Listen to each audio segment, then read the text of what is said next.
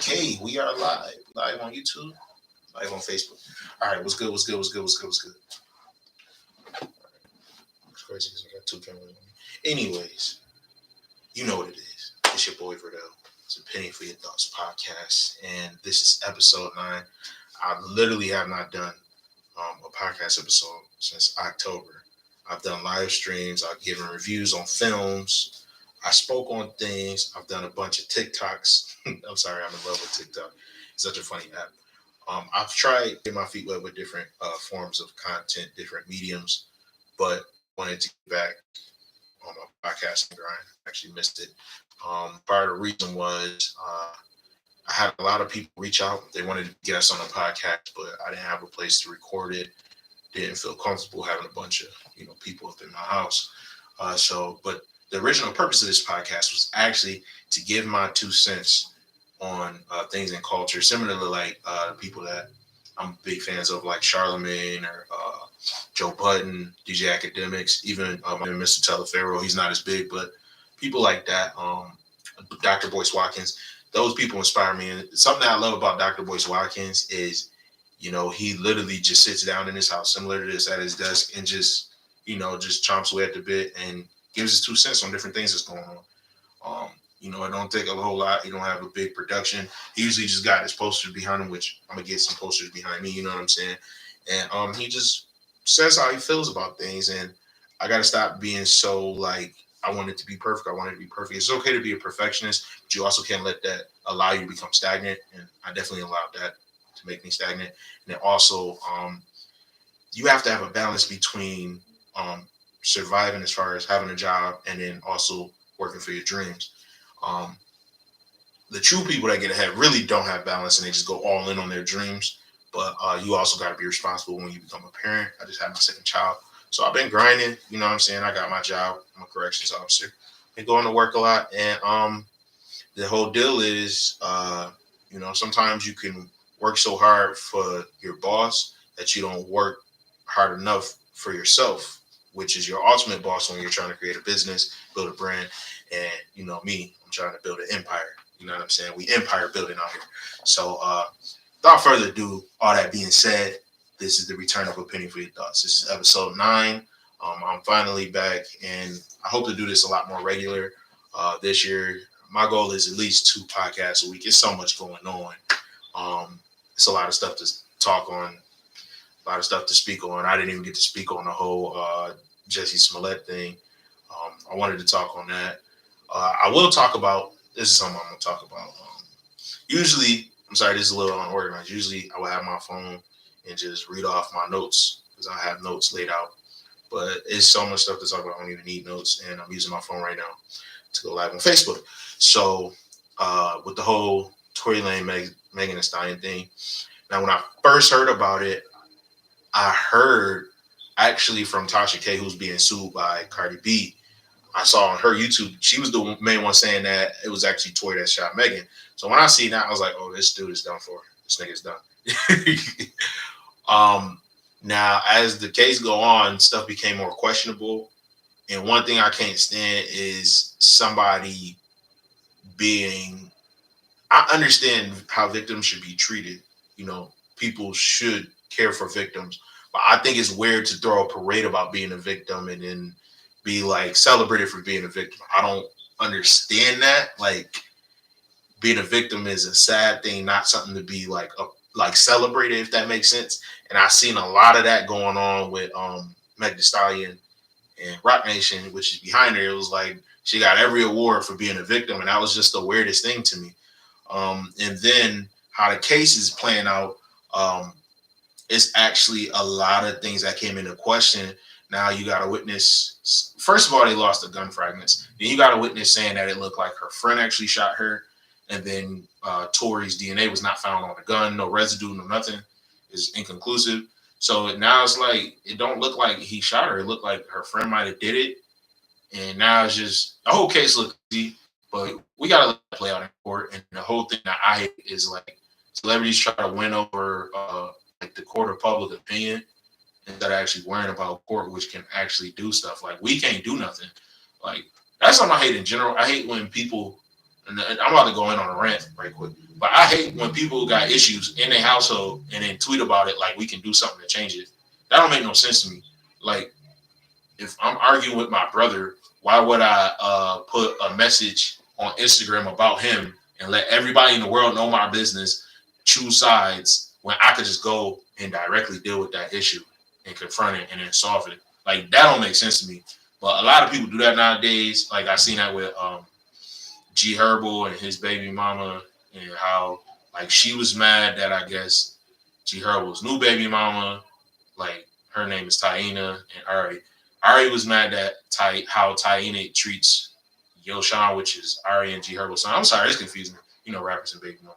But anyways, Ari was mad at Taina, his new baby mama, and instead of speaking to her directly, she decided to take it to Instagram so everybody else can get involved. And to me, that's just weird. Like, why not just deal with it with that person? Like, that's one of the pitfalls of social media and stuff is people need to let everybody know their business. I don't know. But anyways, back to the Tory and Megan thing. I'm not really picking a side on it. Because Tory did a lot of corny stuff. I think Megan did a lot of corny stuff. One thing I will say is I enjoyed Tory's music more as a music fan. I actually went to Tory's concert way back in like 2017 or 2018 when he came to Buffalo, and it was a blast. And I'm so mad actually when I was at the concert, I was in the front row because it was just uh, what is it called when everybody could just it's like first come first serve general admission. It was general admission, so I got in there one of the first people and I was up in the front. And so when he actually did his crowd dive, if you go to the Tory Lane show, he jump out into the crowd. I actually was the one that helped lifted him up into the crowd, and I had it on my camera, and my phone literally died as I'm taking the video, and then I'm like trying to end the video, and my phone died, and the whole video just got erased. So I was so tight because that was the craziest video if you would have seen it, but it will never live to see the light of day. But anyways, as far as Tory Lanez and Meg Thee Stallion, I just hope justice is served. You know what I'm saying? I hope the truth comes out. I hope the truth is revealed, and as the Bible says, the truth will set you free. So whatever happens is going to come to light, I believe, and whoever shot her should face justice if she was shot. They saying they can't find a bullet. The police say there was no bullet found, so I don't even know. If she lied, she gonna get exposed just like Jussie Smollett. If he shot her, he gonna end up in jail like he should. And if her friend shot her, she gonna end up in jail like she should. So time will tell. So I'm just gonna let that play out. But I just think it's crazy how people try to leverage social media in the court of public opinion. Now, I have not spoken on the Chris Rock thing in depth. Something that I did speak on was Kanye West and Kim Kardashian. I went on a rant about that. That was pretty much somewhat of a return of the podcast, but this is like really like officially like episode 9 of Opinion for Your Thoughts. So, as far as Jada Pinkett, Chris Rock, and Will Smith. So, I know this topic has been beat to death, literally like beating a dead horse. But I have to speak on it because I'm seeing more and more things come out that's enraging me as a huge Will Smith fan. And I also feel like as a fan of his, I got to go out there and try to defend my man because he getting beat down. The court of public opinion, the movie studio standing back on him, the Oscars. Chris Rock family, rightfully so, pissed off at him. And I get that, I'd be tired if somebody slapped my brother. It ain't even an on-site thing. It's like, I will come and see you. Like, it's not even words. Like, I'm looking for it. I'm in the car driving around. Like, if somebody smacked my brother, like, I'm in the whip. I'm in the truck looking to probably hit your ass when but, yeah, so I get the animosity from that. But I don't like the fact that this man was thrown under the bus. So obviously he smacked Chris Rock. I ain't got to delve into that. Like, everybody knows that. If you don't know about that, you literally live under a rock. He smacked Chris Rock at the Oscars. So I'm not going to go and really talk about that directly. I'm going to talk about how, like, as we all kind of dissected this situation, some of the other things around it. So me as a Will Smith fan, I'm also a subscriber to Audible. You can listen to books and you don't have to read them. So pretty much, I have the Audible app. I bought his book called Will, which was incredible, incredible. Helped me on my long drives to work because I work across the state at a prison on the other side of the state. It's like a 4-hour drive. So I was just listening to his books, and I knocked it out honestly in a span of like a week and a half. I knocked out the Will book, and it was like almost 40 hours reading time. So I knocked that book out. It was like, it was like it took me like 10 days to knock that joint out. And one of the things he talked about was one of the biggest, I guess, deficits in his life that he dealt with mentally. One of his biggest insecurities was he felt like a coward since he was a child, because when he was like 9 years old, his parents got into a physical altercation. His dad was beating his mom, and his dad beat his mom so bad, I believe she like spit out blood or whatever. He punched her in the chest so hard, and him as a child, he felt like it was his job to protect his mom by using humor. And so he was like the class clown. He was like the jokester of the family. And so he would make his dad laugh, and he felt like it was his job to keep his dad happy. So his dad would keep his hands off his mother. And in that moment when his dad was brutally beating on his mom, he froze up. I believe, as humans, we have fight, flight, or freeze as reactions to conflict. Oh, I got 3 viewers. It's lit.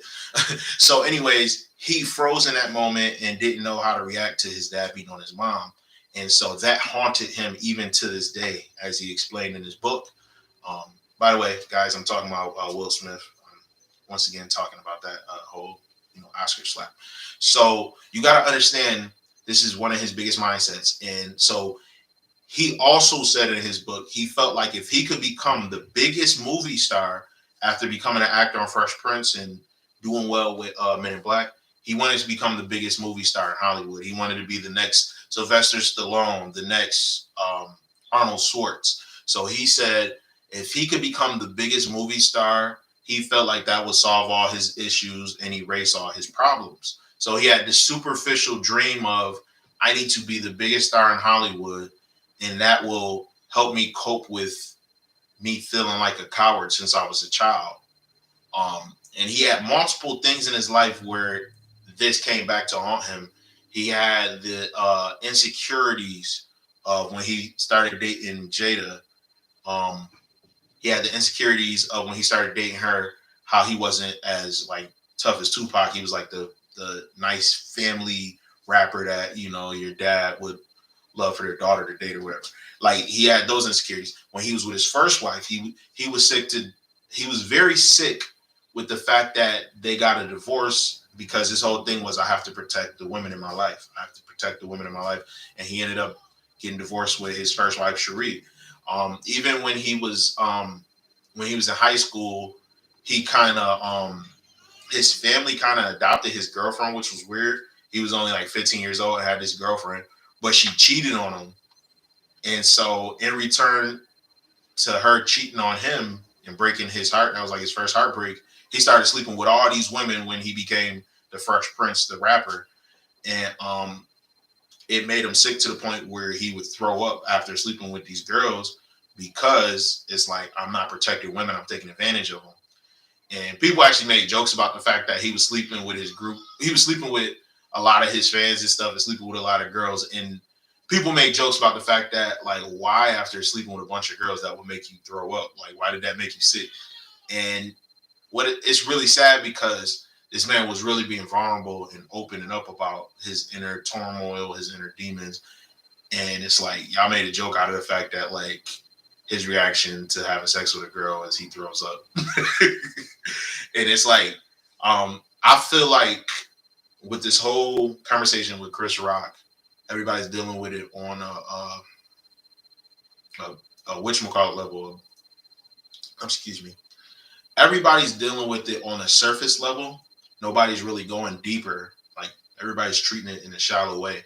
You got to understand these things that Will Smith dealt with literally since he was a child. As a big fan of his, that's what I'm trying to explain. So he's dealing with all these things and trying to work his way through it, trying to navigate, and then he finds himself. This is kind of when the story really takes a turn. as we know, he actually was successful in becoming the biggest actor in Hollywood. You know, at one point he was the highest paid actor. His film grossed, I think, over almost $2.5 billion, if not $3 billion altogether. So this guy brings in a lot of money in the box office. You know what I'm saying. So the film studios love him at that point, and so he started to realize, even with becoming the biggest actor, it didn't necessarily bring him happiness. You know, he still was dealing with issues in his home. Uh, he did the movie with Jaden, After Earth, and that was a big failure. As we know, that was a bad movie. I'm sorry, but after that movie flopped, Jaden actually filed for his own emancipation at the age of like 15 or 16, and that is so entitled. I'm sorry, it really is, and that's one of the problems I do have with the Smiths as far as Will and Jada. I feel like they ain't raised their kids with enough discipline because they kids literally do whatever the hell they want to. Like they the most like Hollywood snobbish kids in my opinion when I look at how they move. Like this kid is literally pissed off at his dad that he made a movie with his dad and it failed. And he's like, I want to live on my own. You embarrass me, dad. But it's like, your dad gave you a movie. Your dad is the biggest star in Hollywood. And he's like, here, son, I'm gonna give you this action movie. I'm gonna give you this alley. You missed the alley. Your acting was dry. After Earth was terrible, but you ain't do nothing with it. You could at least give a little something. The thing about this is After Earth came out the same time around Hunger Games, and both those movies were similar. But Hunger Games was huge, and After Earth went boom. Some of that blame falls on you, Jaden. But anyways, I digress. I thought it was mad entitled of his son to turn his back on his dad after his dad really tried to put his son on. Like he tried to give him that like whole like, hey, here go a big action movie can make you big. They did the same thing with Karate Kid. Karate Kid was actually pretty big back in that day when it came out, I think in like '09. So now it's like 4 years later, it's like, okay, Jaden's a little bit older. We're gonna try to get into a little more mature themed movie where it's like he's actually like the savior of the planet Earth. And he fumbled. You know what I'm saying? And so I mean, that's neither here nor there. Anywho, um, so that was a thing where Will Smith realized, like, okay, everything that glitters ain't gold. You know, you can have everything in the world and still be unhappy. And one of the biggest things that really hit him, and this really made me feel sad for him, was he spent 3 years planning Jada's birthday. 3 years. So after her 37th birthday, he's like, yo, for her 40th, I'm gonna go all in. I'm gonna pull all the stops. So she never met her grandmother, and she loved her grandmother, but she never met her. And she always wished that she could have met her grandmother. So this guy got somebody to do a documentary on this big movie screen. Had all they like friends from the industry and stuff. Had Mary J. Blige come out, Missy Elliott come out and perform and stuff. And he got this person to do like her ancestry and find all this stuff on her grandmother and do a documentary on her grandmother. Even had audio of her grandmother speaking. And all of Jada Pinkett's family is there and they're loving it and everybody's crying. And they're like, this is incredible. And Jada's crying too. And he's like happy, but she's crying because she's embarrassed and mad at Will. Like, how dare you look up and see the moon and the stars and try to pull them down for me? Like she literally was like ungrateful about that, and that hurt me as a man because that's something I would do if I had the resources. I would go all out for mine. You know what I'm saying?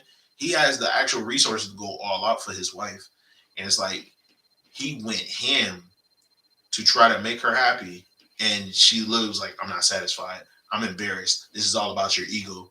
How dare you?" And it's like, yo.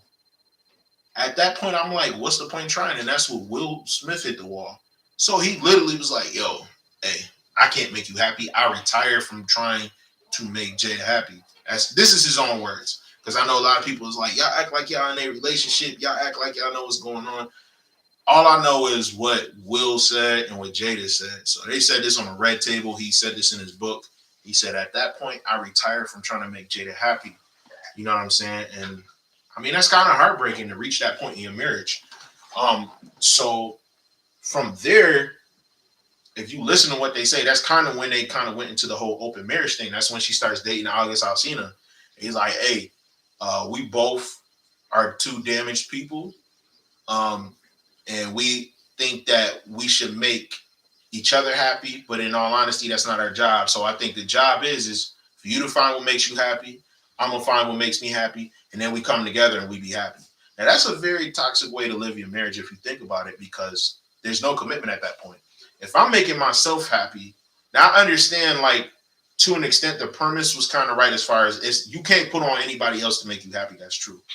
But you literally putting, instead of on your spouse, you putting on somebody outside of the marriage to make you happy. That's only going to compound the issue. And that's how we are at the place we're at today, where this man is literally at the point of smacking people on national television in one of the most, bougie events in Hollywood. But anyway, so at that point, they kind of open up their marriage. If you pay attention to Will Smith YouTube, like I did, is when he first gets into content creation. And yeah, me and Jada are happy because we kind of do our own thing. Jada's doing her own show and stuff. And she meets Jaden's friend, August Alsina. And she starts sleeping with August Alsina because he reminds her of Tupac. And so, yeah, she starts sleeping with. The thing about August Alsina, a lot of people don't point out, is the fact that was Jaden's friend first. So that's really messed up. Then Will, he not innocent either. He starts sleeping with all these young women. And you could kind of see it like he's on his YouTube page, literally making content on vacations with YouTubers. Like he was with this girl named Kasha Singh or something like that. It was like two different Indian girls. And you could literally look it up. It's still on his YouTube page. But he was making videos with them, literally going on vacation with them, traveling to Cabo, traveling to Mexico, traveling around the world. He's in France and Paris with girls in his hotel room, making videos with them and stuff.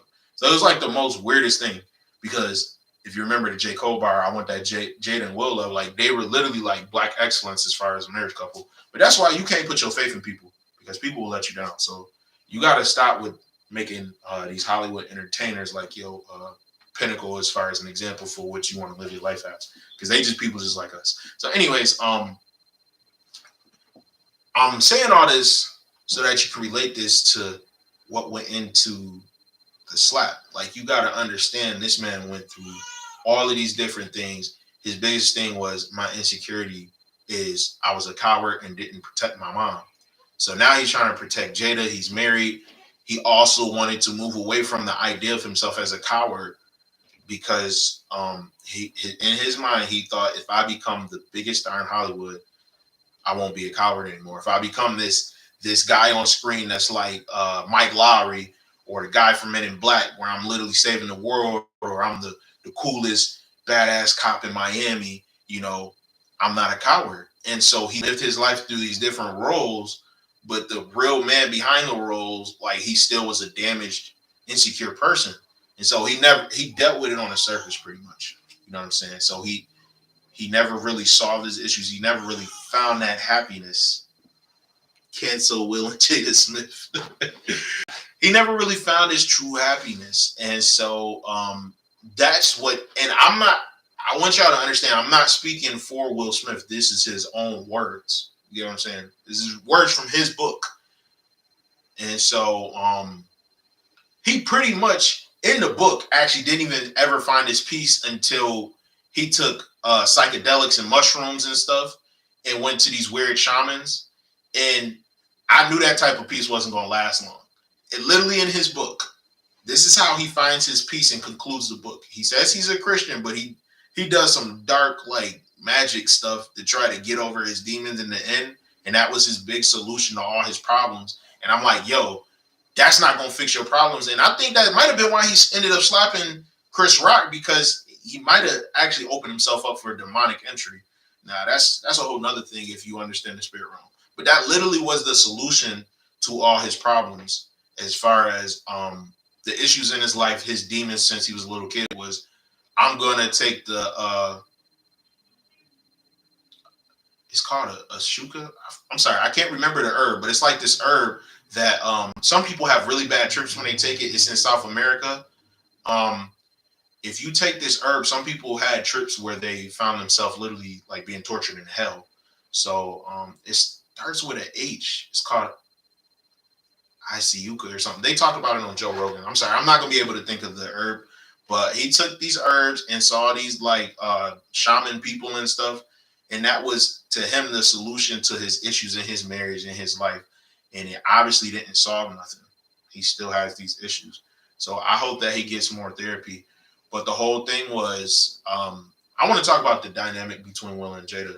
I'm actually talking about this from a biblical aspect. Is I saw a video on YouTube and they were breaking down the dynamic in their marriage and how it's actually like Samson and Delilah, but even more so Jezebel and why did I forget her man's name? King Ahab. That's my man. Yeah. So Jezebel and King Ahab. So the whole thing with their relationship was Jezebel controlling Ahab, and he was pretty much like her puppet, and he was wicked in the eyes of God. And it was more so Ahab's fault than Jezebel. Similar to like Adam and Eve in the garden, where it's like Adam tried to blame Eve for the apple, but really it was Adam's fault because you weren't the leader. You were submitting to your wife. And so in the same way, I believe it looks like Will Smith submits to Jada, and he submits to her, in my opinion, just assessing the information that's available to me as a big fan of Will and Jada's. I mean, I'm a big fan of Will. Not really a fan of Jada anymore after like reading the book because she kind of trash. But hey, it is what it is. But as I assess what I've read and what I've taken from his own autobiography, he feels in debt to his wife due to the fact that he didn't protect his mom.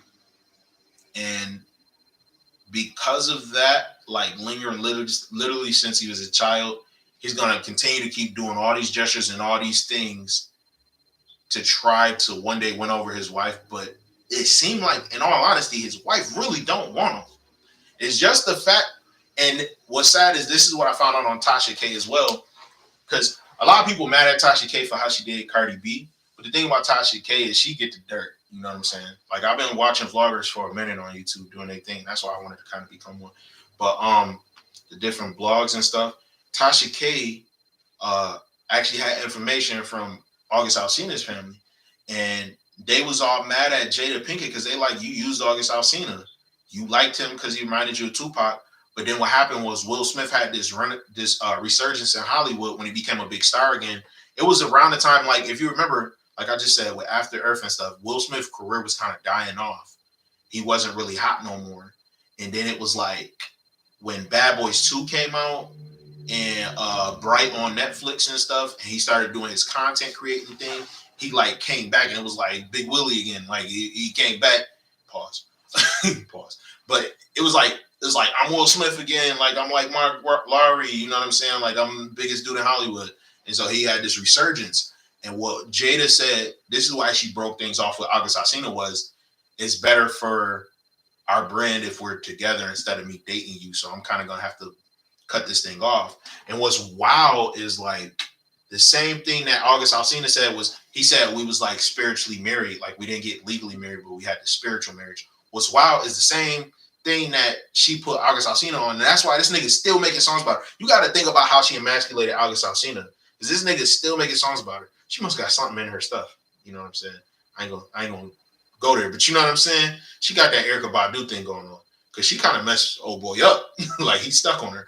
But anyways, the same thing that she said about August Alsina, she said about Will Smith is, she said, I don't even consider me and Will married no more. I consider it more of a spiritual marriage. And so she into some dark stuff too. And what I would say to all of that is, y'all need to stop playing with witchcraft. Y'all need to stop playing with witchcraft. That's real. That spiritual stuff, it's real. But anyways, she broke it off with August Alsina because she's an opportunist. And she literally said to August Alsina, it's better for our brand if I stay with Will, because he's like this big star again. He's relevant again. Hollywood's starting to call. He's starting to get big movie films again. So yeah, that lull in his career, you know, that's kind of over with. I need to go back and play the wife again. So the whole thing is Will's trying to please her while she really don't want to be with him, other than the fact that he became this huge star to please her. So he's stuck in this cycle of I have to please her, I have to please her. And he's not really pleasing her as far as, I want to be with you because I like you for who you are. I like you because what you can do for me. That's a sad dynamic to be in. And what's even more sad is they showed the other angle of this man slapping the mess out of Chris Rock, and she sat there and laughed. She laughed. She laughed at him slapping Chris Rock, then turned around and told people close to her to tell the public that she didn't agree with it. After this man put himself out there, jumped out the window, almost sacrificed his whole career to slap this man in your defense to protect you as a black woman, you gonna throw your husband under the bus and say, I don't think he should have did that. That wasn't the smartest thing. All she cares about is superficial stuff. She wants the bad boy. Will Smith is too much of a square. He's not the bad guy. I want Tupac. Oh, Tupac died because he was the bad guy. So now I want August Alsina because he reminds me of Tupac, even though he's friends with my son. I don't really want Will, but Will's the biggest star, so I can't break things off with him. Will, you should probably go and smack him. I'm mad. I rolled my eyes. Will shouldn't have smacked him. Like, yo, do anybody see the toxicity in this woman? Like, the level of toxicity is like, yo. But anyways, from there, it's just sad because now they're doing the whole cancel Will Smith train where it's like, this man, we're going to act like this man didn't give us Pursuit of Happiness. We're going to act like this man didn't give us Men in Black 1 because 2 and 3 was kind of trash. We're going to act like this man didn't give us I Am Legend. You know what I'm saying? I, Robot. We're going to act like this man didn't give us Fresh Prince. Like, yo. And then his music was on point. Like, we're going to act like this man didn't give us Summertime. You know what I'm saying? Summertime. So we're going to just erase everything this man did, his whole legacy, all this work that this man's life work over one slap. We're going to act like he shot the man in public.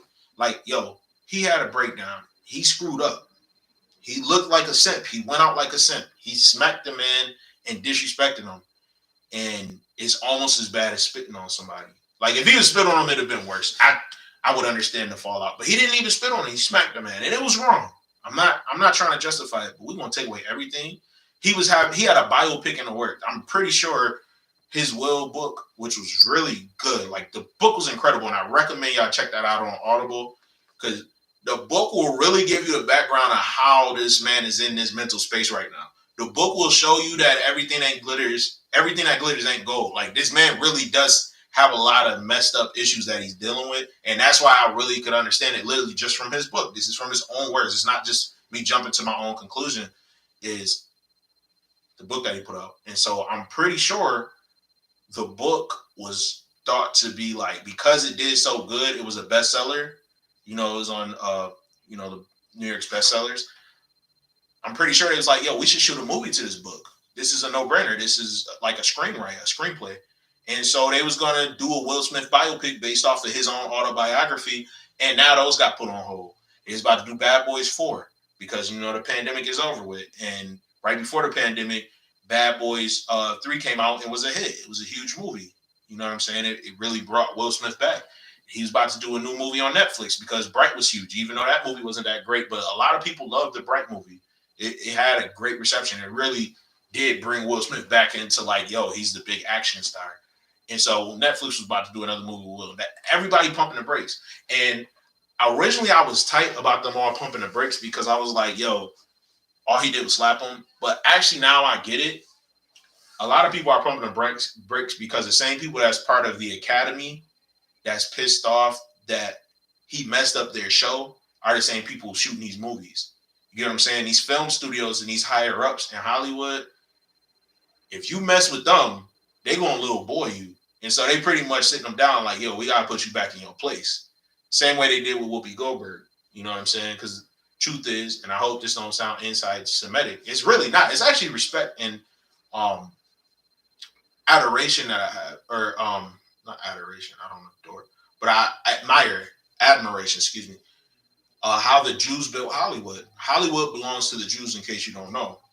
And so the way the Jews run Hollywood is like, yo, this is our shit. Like, we run this. And if you in any way offend us, like, you gonna get the backhand. And so they not mad at Will Smith smacking Chris Rock as much as they mad at him doing it on their platform and ruining their whole night at the Oscars. You get what I'm saying? Like, he playing with This is their stage. This is their whole thing. This is their big night that's fancy and upscale, and you just brought the ghetto to it. So they put him back in his place, and it's really sad to see. And this is why we should have another conversation about ownership, and why we should own our own stuff, own our own platforms, our own content, all that. You know what I'm saying? We should have make our own, Black Facebook. Even though I'm on Facebook right now, but I say all that to say it's annoying what Will Smith is going through, and I hope he figures it out. And honestly, I think we should keep them all up in prayer. Truth is, they're gonna be all right as far as money wise, but that's the whole thing. Is a lot of the stuff is superficial. You know what I'm saying? And even though you can have everything you want in the world, but if you don't deal with that internal stuff, it don't mean nothing. And also, I will say this again: stay away from witchcraft. Stay away from witchcraft. Stay away from witchcraft. Because as you can see, witchcraft didn't solve his problems. You know what I'm saying? Might have made him feel good in a moment, doing the mushrooms, getting high and stuff, and messing with them shamans or whatever, doing all them rituals. But it still didn't erase the little boy in him that still needs to not feel like a coward no more. It didn't make him feel brave. And once again, I would say y'all should check out this book. You know what I'm saying? It delves into all that. Um, but I said a mouthful. Um, I just had to get that off my chest because it's a lot of stuff people don't know because they just don't know about the book, and that will really, really break down and make you see why Will Smith just went haywire. And it was almost like a glitch in the Matrix. I heard Charlamagne say that it really was like a glitch in the Matrix that this man lost his cool and he like broke character because he, as he says himself, Will Smith, the Hollywood big guy, is a character that he plays. He's an actor. So him seeming like he's the cool dude that has it all together is also him acting, as we all seen. And he lost his cool. He snapped. As a 53-year-old man, it's sad to see. Um, Now I spoke enough about Will Smith. I want to talk about Chris Rock too, because he was the victim in this. I'm also a big Chris Rock fan, and I love the show Everybody Hates Chris. But one thing I noticed about Everybody Hates Chris is he got bullied a lot. You know what I'm saying? And he even did interviews, I remember, on Sway in the Morning about the real Caruso character. And his name wasn't Caruso, but obviously you can't use the real names in real life. So that was a real person, that white kid Caruso in the show that used to bully him. And so I could just imagine the amount of trauma that he felt when Will Smith slapped the mess out of him and then like smirked like that and walked off like, yo, he literally put all his trauma into this one man that was already full of trauma. So it's just a sad cycle, and I'm praying for healing for everybody in that situation. But I respect how Chris Rock held his own and he kept his cool and kept the show moving along. That's something that I really admire. That level of I'm not gonna let you get inside my head to the point where I then, ruin things for myself. Because that's something I can't control. That's really good impulse control. That's really good like self-control as far as it's real hard to literally get slapped and turn the other cheek. That's literally what Jesus talks about. And people always clown that scripture and say, I couldn't do it. I couldn't do it. And I'm going to be honest, it's hard for me to imagine doing, but Chris Rock really got slapped and turned the other cheek. Like, yo, he really just sat there and took it. And I just admire that. I really do. That level of self-control and discipline. But, yeah, so this is episode 9 of A Penny for Your Thoughts podcast. I appreciate y'all coming out, checking out what I got to say. Other than Will Smith, let's get on to something good. I'm a Bills fan, as you all know. And my man Stefon Diggs got extended. And apparently his contract was to the tune of $104 million for 4 years, $26 million a year. So shout out to Bills Mafia. We already know we signed Von Miller. They're trying to build a new stadium across the street from the stadium they already have, which is so dumb. Also, a lot of our tax money is going towards it, whether we like it or not. But I love my Bills regardless. I love the Orchard Park Bills because that's what I call them because they're not in Buffalo, they're in Orchard Park. But anyways, I love my Bills. Shout out to them. I really hope we could run the tables this year. One thing that I'm really glad about, also it's crazy, they actually changed the overtime rules because of us, because they felt like it was one of the best games of all time, which it was. And Josh Allen didn't get to touch the football in overtime. So now the NFL is finally changing the playoff overtime rules. But anyways, one of the big things that stopped us, and this is me being honest, is the cheat code that is Tyreek Hill that's on the Kansas City Chiefs. He stopped us the past 2 years. And so I'm so glad. Not that I'm scared of him. I'm not scared of Tyreek Hill, you know what I'm saying? But it was the combination of Tyreek Hill with Patrick Mahomes. Tyreek Hill got traded to Miami. He's not going to be able to do nothing in Miami because we got Miami number, hashtag squish the fish. We whoop on them every year. They literally like our little brother. Like, we just be whooping on Miami. You know, the Dolphins really not no competition. So I'm not worried about them. But I'm glad that he's up out of Kansas City because now we about to smack Kansas City. You know what I'm saying? That pass rush, we got Von Miller, we got Shaq Lawson back. So we looking good. You know what I'm saying? It's Bills Mafia all day, you know. You know what I'm saying? I'm not playing. That was a bird noise. I don't even know what that means. But anyways, so that's as far as Bills.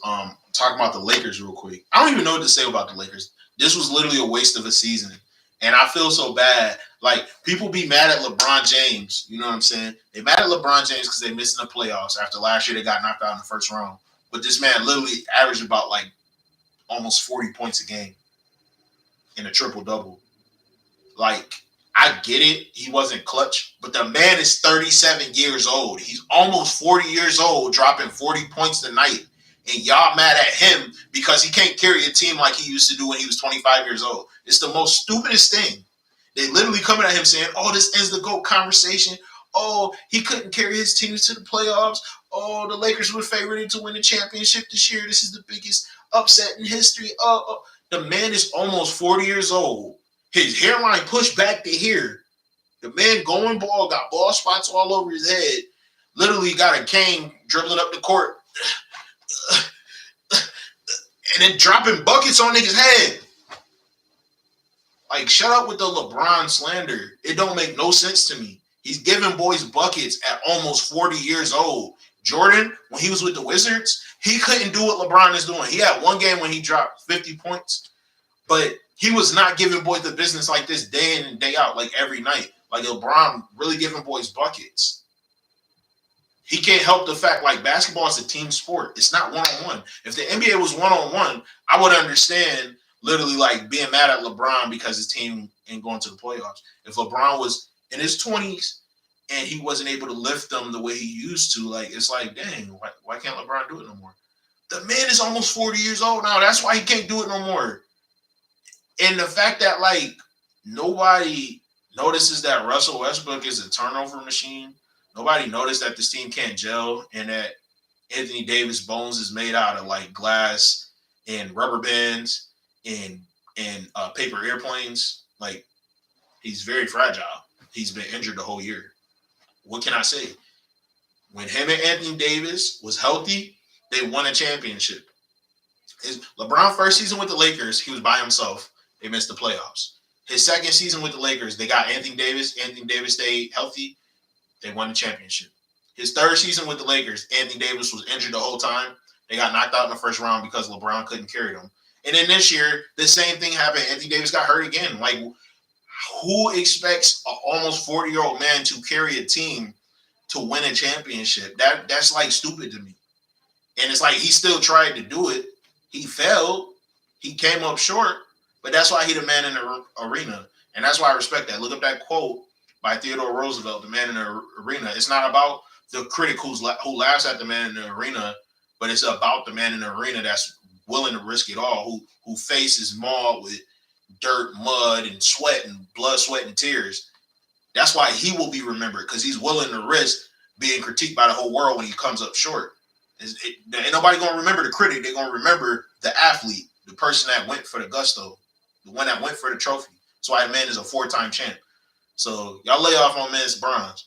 And don't call it dick riding. It's not dick riding. Pause all that. You know what I'm saying? This is just calling it like I see it. Like, the man is, I still don't say he's the GOAT. He's a GOAT. He's one of the greatest of all time. Jordan is still the GOAT in my opinion. But I still don't like the LeBron slander. Like, y'all just be hating on my man's like Skip Bayless with his like takes and stuff, and it's just like, bruh, shut up. Shut up. This man, yo, I swear this man got like a LeBron jersey above his bed when he go to sleep at night and then like turns off the light and be like, LeBron, I'm mad at you because you didn't give me that autograph when I was like 15 years old and I had met you and you was like a baby. I don't know. I don't even know what I'm talking about. But Skip Bayless got something personal with LeBron that I never understood. It's like a personal vendetta and it makes no sense. And it's hilarious to watch, honestly. And I literally follow him on Twitter to watch his LeBron takes. But it's funny because in the same way y'all gonna be when LeBron retires, and I said this about Kobe when he retired.